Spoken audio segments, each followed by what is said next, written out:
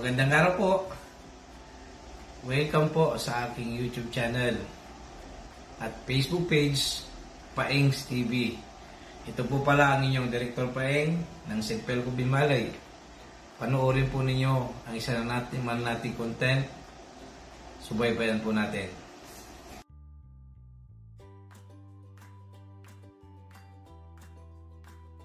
Tips paano makatipid sa kuryente.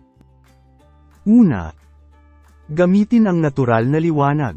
Sa mga oras na maraming araw, gamitin ang natural na liwanag sa halip na mga ilaw sa loob ng bahay. Pangalawa, eye off ang mga hindi ginagamit na kagamitan.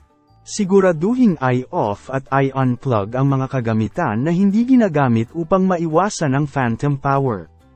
Pangatlo, mag-invest sa mga energy-efficient na appliances. Mas matipid sa kuryente ang mga appliances na may Energy Star rating. Pang-apat, magtipid sa aircon. Itakda ang thermostat sa komportableng temperatura, hindi masyadong malamig. Pang-lima, gamitin ang electric fan, sa halip na aircon, subukan ng electric fan na mas mababa ang konsumo ng kuryente. Pang-anim, iwasan ang paggamit ng dryer, sa halip na gamitin ang dryer, patuyuin na lang ang mga damit sa araw. Pang-pito, magtipid sa refrigerator, huwag buksan ng paulit-ulit, at siguraduhing kumpleto ang seal nito para hindi tumakas ang lamig. Gamitin ang tamang laki ng ilaw, gamitin ang mas maliit na wattage ng ilaw para sa mga lugar na hindi naman kailangan ng masyadong liwanag. Pang-walo, gamitin ang tamang laki ng ilaw, gamitin ang mas maliit na wattage ng ilaw para sa mga lugar na hindi naman kailangan ng masyadong liwanag. Panghuli, regular na linisin ang mga appliances. Ang mga maruming appliances, tulad ng aircon at ref, ay mas mataas ang konsumo ng kuryente kaya't linisin ito regular.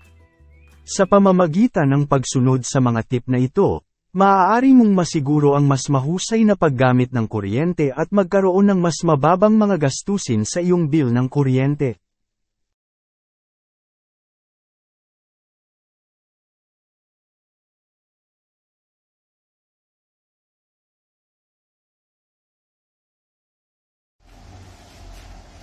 Salamat po sa ginawa po ninyong panonood. Sana'y nakatulong ang mga impormasyon binahagi namin sa inyo. Kung may mga content o impormasyon po kayong gustong malaman na gusto po ninyong i-upload namin sa YouTube channel na ito, paki-like and follow na lang ang ating Facebook page at ang ating YouTube channel, Paengs TV. Mag-subscribe na po tayo at i-click na rin ang notification bell para lagi tayong updated sa mga video naming i-upload. Maraming salamat po. Director Paeng.